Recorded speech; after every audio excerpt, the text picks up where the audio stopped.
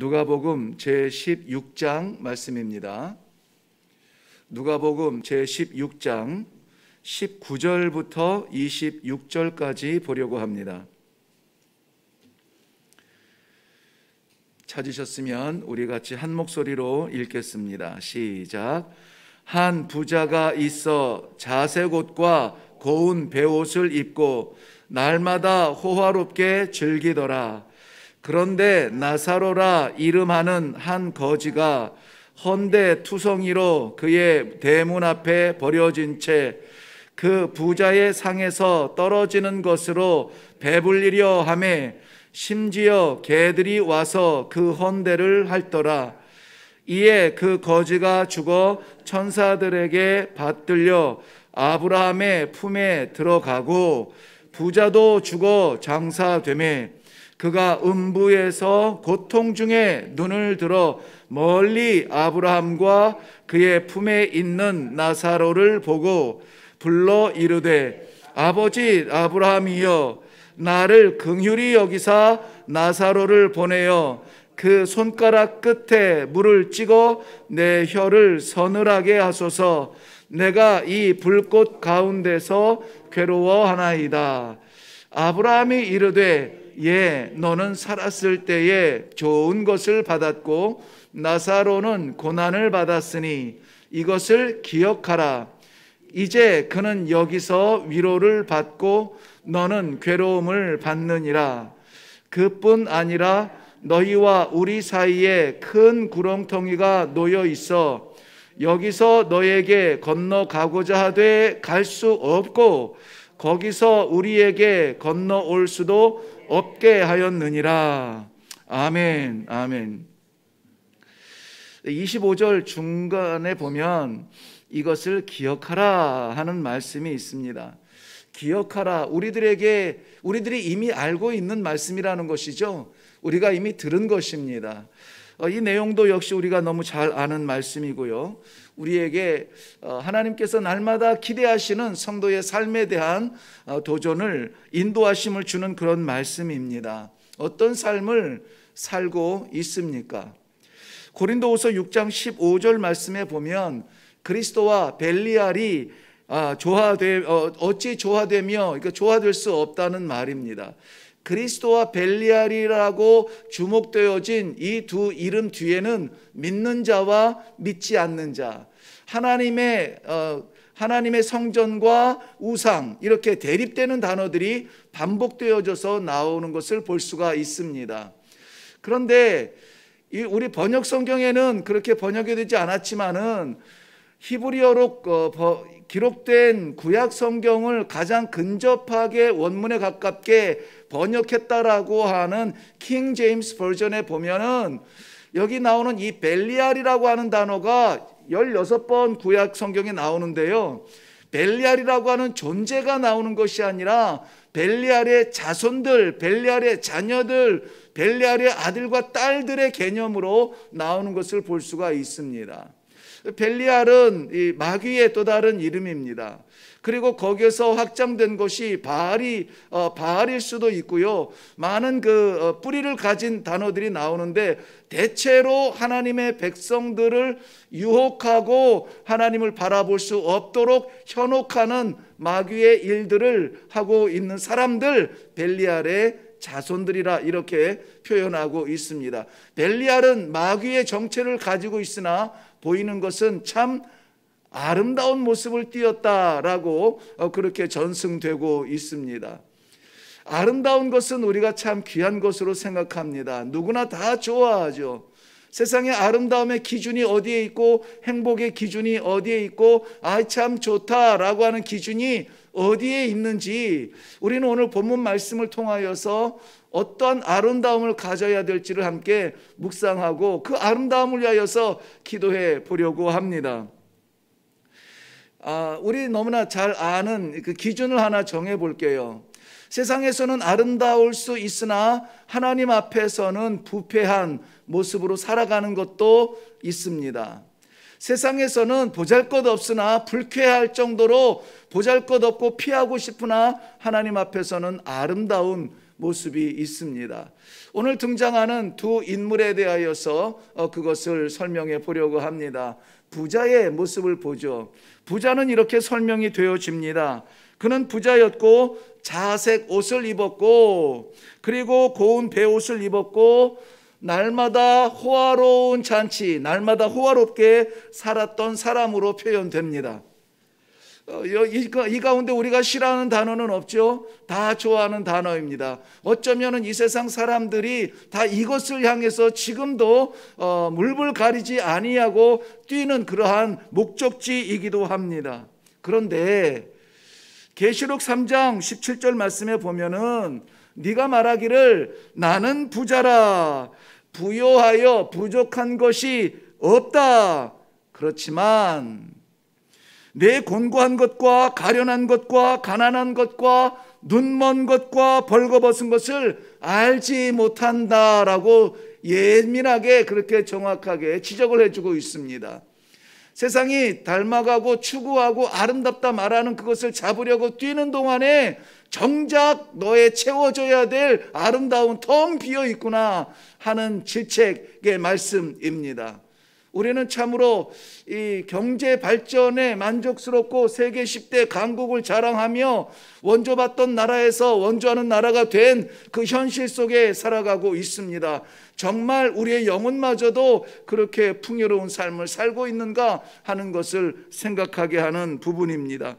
24절 말씀에 보면 이 부자도 아버지 아브라함이여 라고 아브라함을 아버지라고 부릅니다. 이 말은 무엇이냐면은 그도 역시 율법을 알고 율법을 암송하며 율법대로 살아가려고 작정을 하는 사람이었을 것입니다.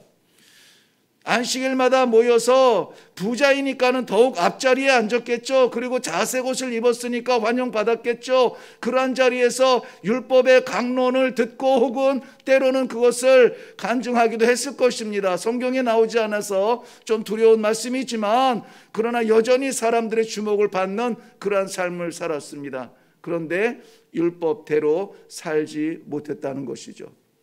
우리는 말씀을 날마다 받습니다. 말씀을 받고 그렇구나 듣고 이해하는 것으로 만족해서는 안 된다는 것입니다. 그것은 정말 네가 부자인 줄 아느냐, 그러나 너의 채워져야 될 부분이 너의 눈먼 것이 너의 공허함이 가득한데 알지 못하는구나 책망받을 수도 있다는 것입니다. 그런가 하면은 세상에서는 불쾌하기조차 그러한 삶을 살아가는 한 거지가 나오죠. 그런데 그는 하나님께서 안으시기에도 넉넉할 만큼 참으로 귀한 심령이었습니다.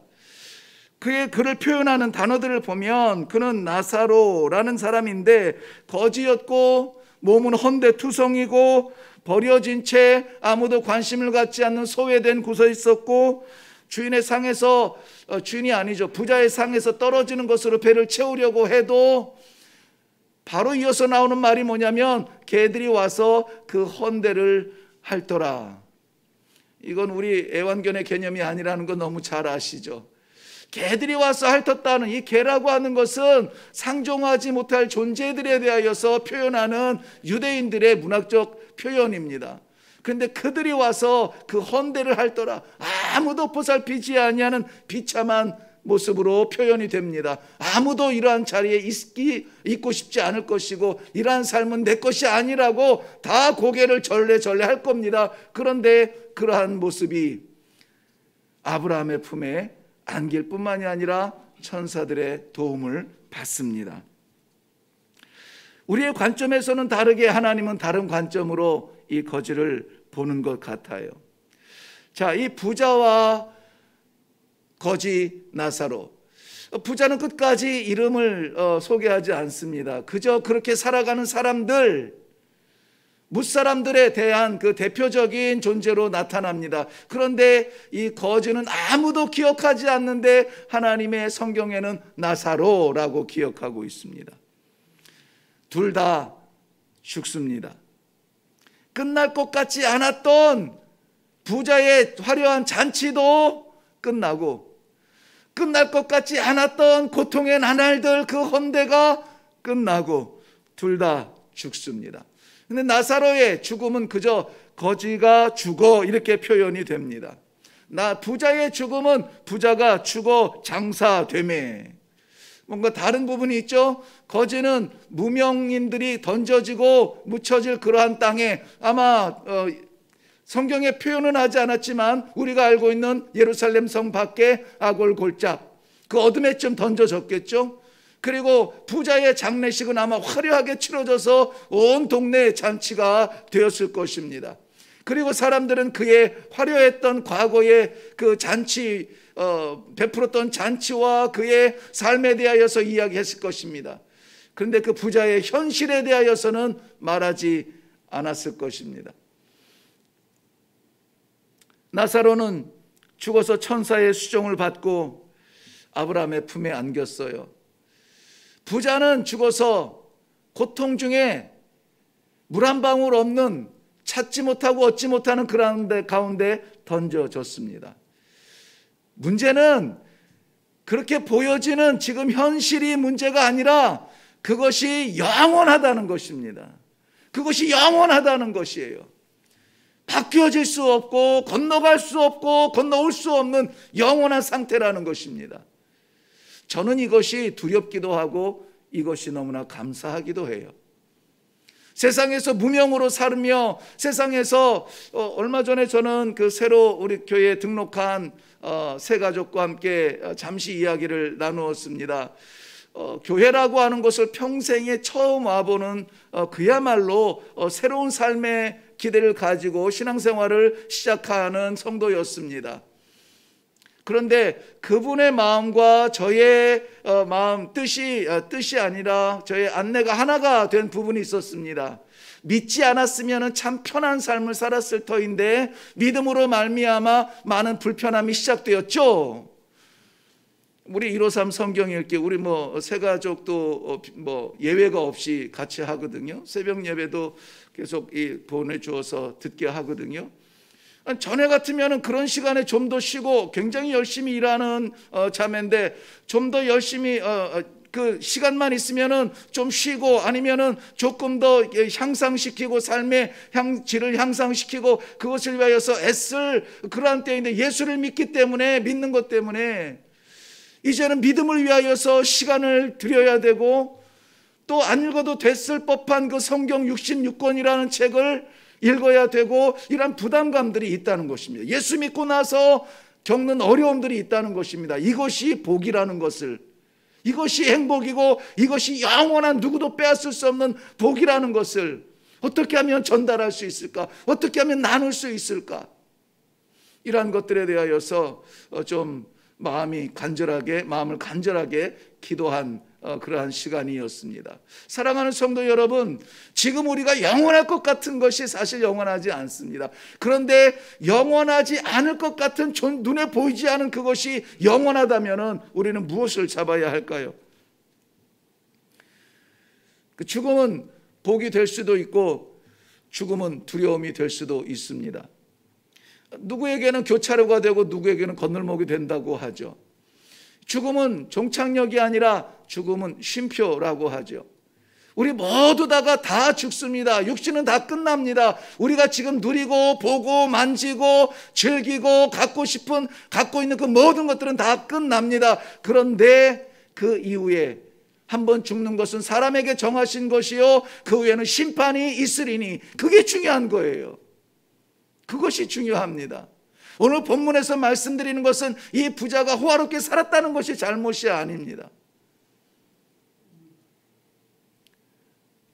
말씀을 받았으나 말씀대로 지키지 못하는, 왜?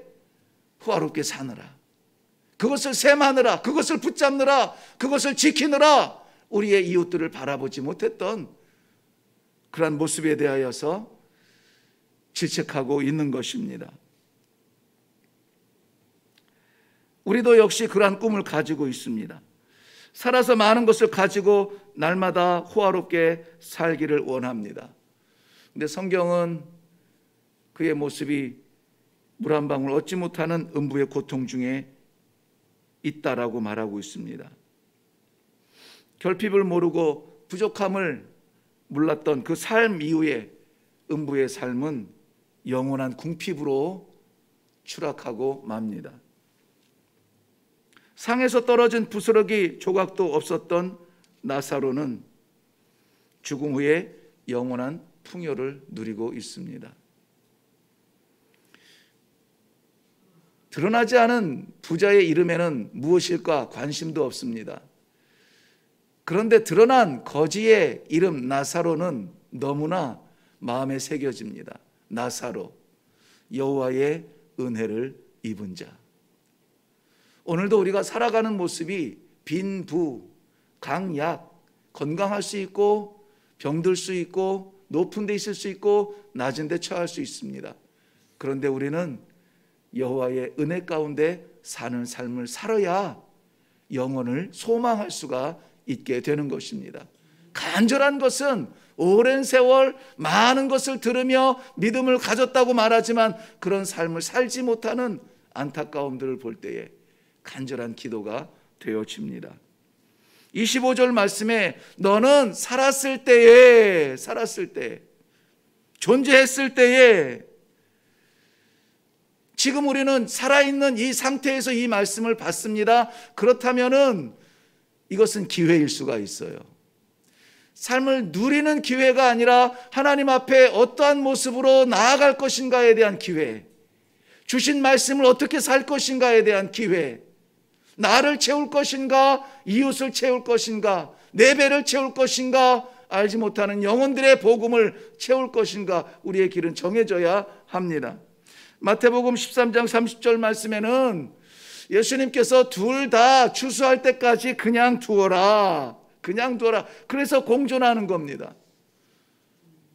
그래서 공존하는 거예요. 호화롭게 날마다 잔치하며 영원에 대한 소망을 갖지 못하는 그러한 부자도 있고, 지금 궁핍하나 하나님의 나라를 소망하는 그러한 거지도 있고 공존하는 겁니다. 그러나 심판 때에는 그것이 다 갈라지고 나누어져 불에 태워지고 하나님께서 거두어 드릴 것입니다. 사랑하는 성도 여러분, 오늘 우리가 의지하고 의존할 수 있는 것, 우리의 물질이나 화려함이나 자색옷이나 우리의 부요함이 아니라는 사실을 기억하시기 바랍니다. 우리를 오늘도 일으켜주시고 오늘도 우리에게 호흡을 주시고 오늘도 살아갈 수 있도록 시공간을 허락하여 주신 그 하나님의 은혜가 우리의 삶의 동력이 되어야 될 것입니다. 고린도서 6장 2절 말씀대로 보라 지금은 은혜 받을 만한 때요, 보라 지금은 구원의 날이로다. 지금 우리에게 기회 있을 때, 오늘 내일을 약속하지 아니하고 오늘을 살아드릴 수 있는 그러한 삶의 예배가 있는 성도들이 되시기를 주님의 이름으로 축원합니다. 기도하겠습니다. 살아계신 아버지 은혜를 감사합니다. 오늘도 사랑하는 백성들 홀이라도 주께서 주신 말씀 잃어버릴까봐, 놓칠까봐, 잊을까봐 하나님 아버지 부족한 종을 통하여서 말씀하여 주시고 기회를 주시니 감사합니다. 특별히 하나님 이 시대가 굶어서 궁핍한 자가 없는 풍요의 시대에 살게 하시니 감사합니다. 어찌할까요? 어떻게 쓸까요? 어디를 갈까요? 누구를 만날까요? 어떻게 할까요? 우리 하나님 아버지를 기쁘시게 하는 삶을 살 수 있도록 은혜를 베풀어 주시옵소서. 먹느라 입느라 챙기느라 남보지 못하는 그러한 풍요 속에 살지 아니하도록 우리의 마음을 열고 눈을 열고 손을 열고 발길을 열어서 하나님 아버지 주님 우리 곁에 있는 측은한 심령들, 육신의 측은함과 심령의 측은함과 이 복음을 알지 못하여 궁핍한 심령들을 바라보며 저들을 위해서 기도하고 저들을 향하여서 손을 내밀며 저들을 향하여서 우리가 헌신할 수 있는 귀하고 복된 하루가 되게 하여 주시옵소서. 감사드립니다. 예수님 이름으로 기도하옵나이다. 아멘. 네, 부자가 하나님 앞에 외면당하고 음부의 고난의 삶을 사는 것은 어느 정도 이해가 됩니다. 그렇게 잘 살면서 그 곁에 있던 거지 하나 챙기지 못해? 우리는 결론을 바로 내릴 수가 있습니다. 그런데 궁금한 것은 뭐냐면 도대체 이 나사로는 무엇을 했길래 아브라함의 품에 안기며 천사의 수종을 들을 수가 있었는가 하는 것이죠. 하나님의 은혜 외에는 없습니다. 그래서 구름 같은 이야기지만 살아있는 하나님의 은혜를 갈구하는 겁니다. 갈급해야 하는 겁니다. 오늘도 내가 살아가는 것 나의 능력이 아니라 하나님의 은혜로 살게 하여 주옵소서. 내가 열어가는 길이 아니라 하나님의 은혜였음을 고백할 수 있는 그러한 자치가 되게 하여 주옵소서. 시간마다 공간마다 하나님의 은혜 가운데 나를 세워 주시고 사용하여 주시옵소서. 나사로의 자랑할 것은 없으나 하나님의 은혜만은 너무나 부럽지 않습니까? 우리도 하나님의 은혜 받아 살아가는 이 하루, 우리 아버지 하나님 품에서 그렇게 찬송할 수 있도록 오늘 살아가게 하여 주시옵소서. 우리 다 같이 기도할 때에 하나님께서 그토록 사랑하시고 아까워하는 기도의 동지들의 삶 구석구석마다 하나님의 은혜가 넘치도록 예비되어진 복된 하루가 되시기를 주님의 이름으로 축원합니다. 우리 하나님의 은혜를 사모하며 우리가 가진 것, 움켜잡았던 것 있으면은 율법대로 말씀대로 하나님 명령대로 하나님 소망대로 쓸 것을 다짐하며 이 시간에 기도하고 내려가겠습니다. 우리 시작된 153 성경 읽기를 위하여서도 멈추지 아니하도록 끝까지 말씀 가운데 이 남은 한 해를 살아갈 수 있도록 위해서 기도해 주시면 고맙겠습니다. 우리 다 같이 기도하겠습니다.